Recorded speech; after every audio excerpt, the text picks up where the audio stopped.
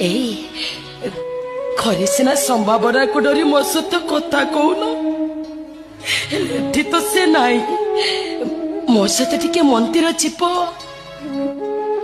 ଯିବିନି। ରାଗିକି କହୁଛ ନା? ନା ନା, ସତରେ କହୁଛି ଯିବିନି ଯିବିନି ଯିବିନି। ଆଉ କଣ ନା? କାହିଁକି ଯିବି?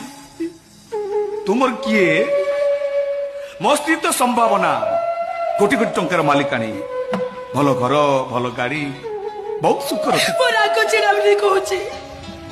ଭାରି ତ ସ୍ୱାମୀ ପଡ଼ିଆ ଦେଖେଇ ହଉଥିଲ, ମୋ ବିନା ବଞ୍ଚି ପାରିବନି ବୋଲି କହୁଥିଲ। ଏ ଦିନ କେଇଟାରେ ଏତେ ବଦଳି ଗଲ କେମିତି? ରାତି 9ଟାରୁ କବାଟ କିଳି ଶୋଇ ପଡୁଛ ଯେ ଯେତେ ଡାକିଲେ ବି ଜମା ଶୁଣୁନ। ହଁ, ଡଲପ ଗଦି, ଏସି ରୁମ୍, ବାବୁକୁ ନିଦ ହେଇଯାଉଥିବ।